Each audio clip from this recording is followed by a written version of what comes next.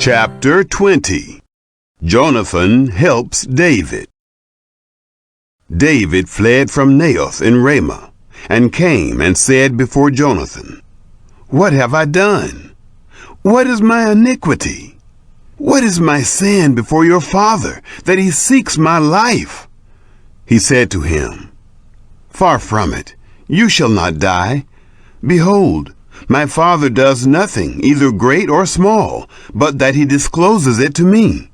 And why should my father hide this thing from me? It is not so." David swore moreover, and said, "Your father knows well that I have found favor in your eyes." And he says, "Don't let Jonathan know this, lest he be grieved. But truly, as Yahweh lives, and as your soul lives, there is but a step between me and death." Then Jonathan said to David, "Whatever your soul desires, I will even do it for you." David said to Jonathan, "Behold, tomorrow is the new moon, and I should not fail to dine with the king. But let me go, that I may hide myself in the field to the third day at evening. If your father miss me at all, then say, David earnestly asked leave of me, that he might run to Bethlehem, his city. For it is the yearly sacrifice there for all the family. If he says, It is well, your servant shall have peace. But if he be angry, then know that evil is determined by him. Therefore deal kindly with your servant, for you have brought your servant into a covenant of Yahweh with you. But if there be in me iniquity, kill me yourself, for why should you bring me to your father?" Jonathan said, "Far be it from you, for if I should at all know that evil were determined by my father to come on you, then wouldn't I tell you that?" Then David said to Jonathan, "Who shall tell me if perchance your father answers you roughly?" Jonathan and David renew covenant. Jonathan said to David, "Come, and let us go out into the field." They both went out into the field. Jonathan said to David, "Yahweh, the God of Israel, be witness. When I have sounded my father about this time tomorrow, or the third day, behold, if there be good toward David, shall I not then send to you and disclose it to you? Yahweh do so to Jonathan, and more also, should it please my father to do you evil, if I don't disclose it to you, and send you away, that you may go in peace, and Yahweh be with you, as he has been with my father.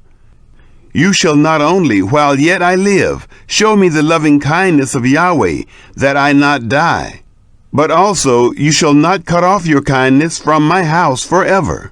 No, not when Yahweh has cut off the enemies of David, every one, from the surface of the earth." So Jonathan made a covenant with the house of David, saying, "Yahweh will require it at the hand of David's enemies." Jonathan caused David to swear again, for the love that he had to him, for he loved him as he loved his own soul. Then Jonathan said to him, "Tomorrow is the new moon, and you will be missed, because your seat will be empty. When you have stayed 3 days, you shall go down quickly, and come to the place where you did hide yourself when the business was in hand, and shall remain by the stone easel. I will shoot 3 arrows on its side, as though I shot at a mark. Behold, I will send the boy, saying, Go find the arrows. If I tell the boy, Behold, the arrows are on this side of you, take them. Then come, for there is peace to you and no hurt, as Yahweh lives.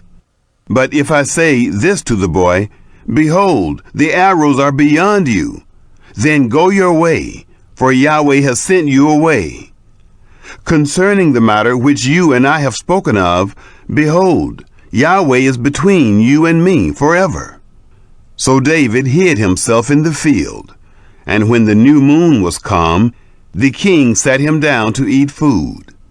The king sat on his seat, as at other times, even on the seat by the wall. And Jonathan stood up, and Abner sat by Saul's side. but David's place was empty. Nevertheless, Saul didn't say anything that day, for he thought, "Something has happened to him. He is not clean. Surely he is not clean." It happened on the next day after the new moon, the second day, that David's place was empty. Saul said to Jonathan his son, "Why doesn't the son of Jesse come to eat, neither yesterday nor today?" Jonathan answered Saul, "David earnestly asked leave of me to go to Bethlehem. He said, 'Please let me go, for our family has a sacrifice in the city. My brother has commanded me to be there.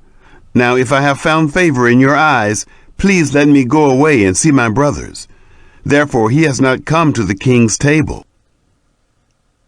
Saul seeks to kill Jonathan. Then Saul's anger was kindled against Jonathan, and he said to him, "You son of a perverse, rebellious woman, don't I know that you have chosen the son of Jesse to your own shame, and to the shame of your mother's nakedness? For as long as the son of Jesse lives on the earth, you shall not be established, nor your kingdom. Therefore now, send and bring him to me, for he shall surely die."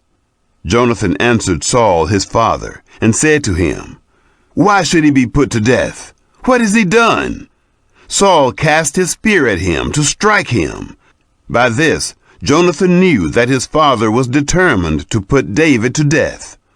So Jonathan arose from the table in fierce anger, and ate no food the second day of the month, for he was grieved for David, because his father had done him shame. It happened in the morning that Jonathan went out into the field at the time appointed with David, and a little boy with him. He said to his boy, "Run, find now the arrows which I shoot." As the boy ran, he shot an arrow beyond him. When the boy was come to the place of the arrow which Jonathan had shot, Jonathan cried after the boy and said, "Isn't the arrow beyond you?" Jonathan cried after the boy, "Go fast, hurry, don't delay." Jonathan's boy gathered up the arrows and came to his master. But the boy didn't know anything. Only Jonathan and David knew the matter. Jonathan gave his weapons to his boy and said to him, "Go, carry them to the city."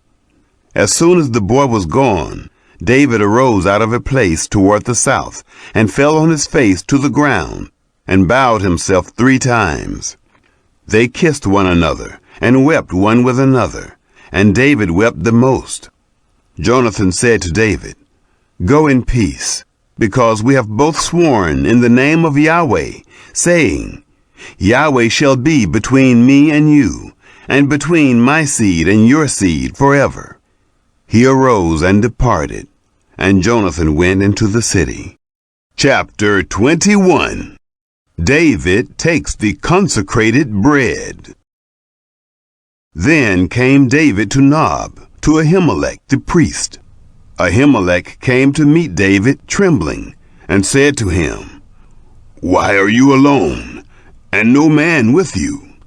David said to Ahimelech the priest, "The king has commanded me a business, and has said to me, 'Let no man know anything of the business about which I send you, and what I have commanded you.'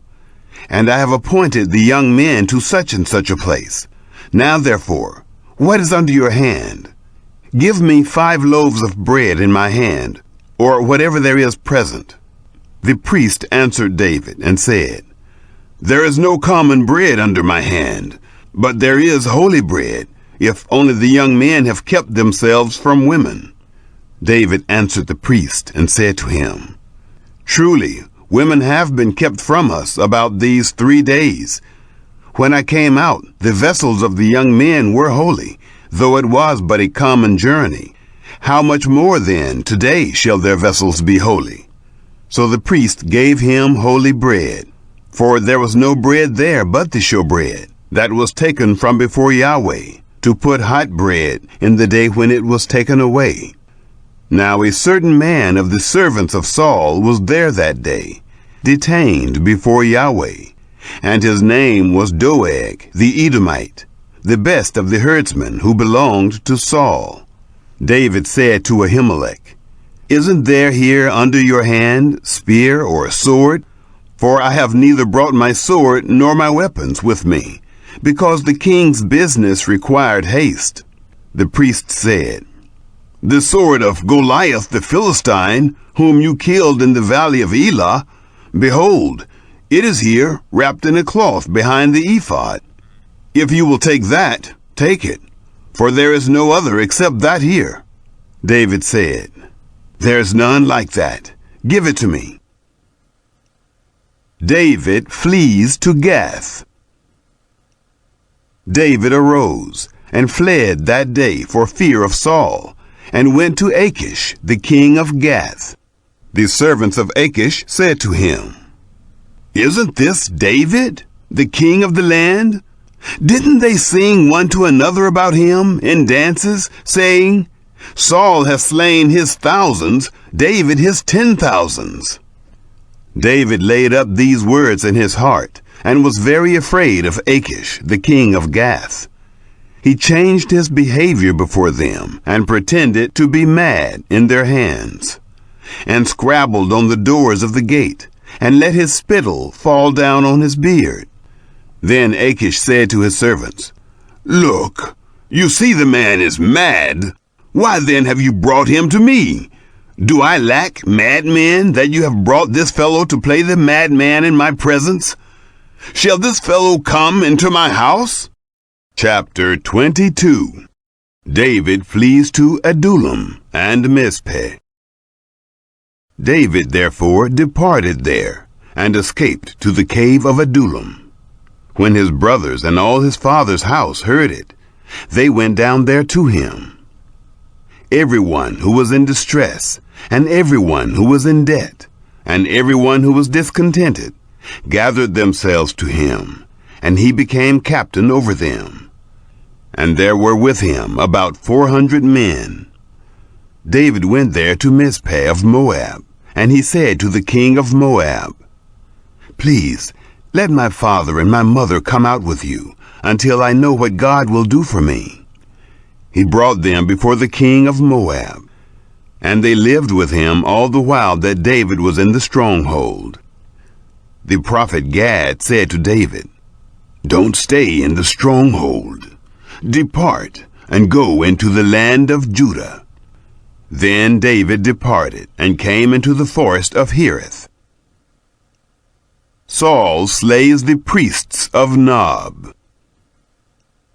Saul heard that David was discovered, and the men who were with him.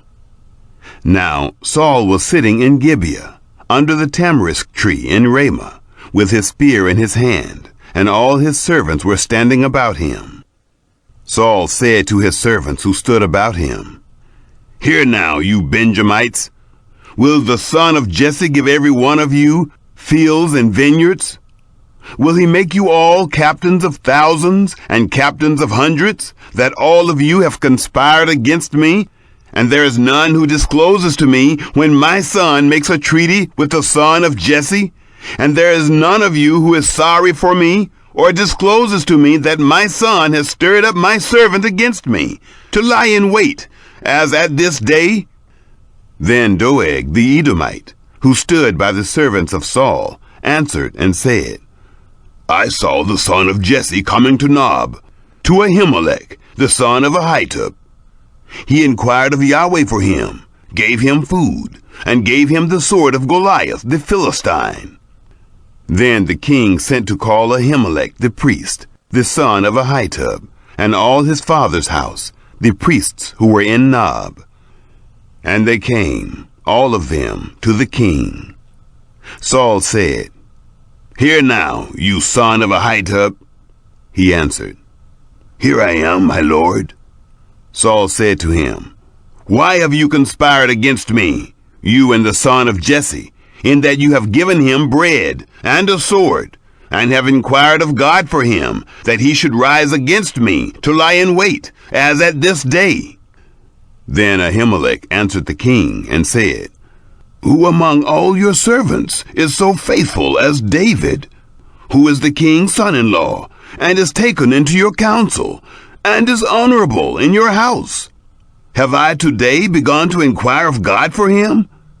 Be it far from me. Don't let the king impute anything to his servant, nor to all the house of my father. For your servant knows nothing of all this, less or more. The king said, You shall surely die, Ahimelech, you and all your father's house. The king said to the guard who stood about him, Turn and kill the priests of Yahweh, because their hand also is with David, and because they knew that he fled and didn't disclose it to me. But the servants of the king wouldn't put forth their hand to fall on the priests of Yahweh. The king said to Doeg, Turn and attack the priests. Doeg the Edomite turned, and he attacked the priests, and he killed on that day 85 people who wore a linen ephod. He struck Nob, the city of the priests, with the edge of the sword, both men and women, children and nursing babies, and cattle, and donkeys and sheep, with the edge of the sword. One of the sons of Ahimelech, the son of Ahitub, named Abiathar, escaped and fled after David. Abiathar told David that Saul had slain Yahweh's priests. David said to Abiathar, I knew on that day, when Doeg the Edomite was there, that he would surely tell Saul, I am responsible for the death of all the persons of your father's house. Stay with me, don't be afraid, for he who seeks my life seeks your life. For with me you shall be in safeguard.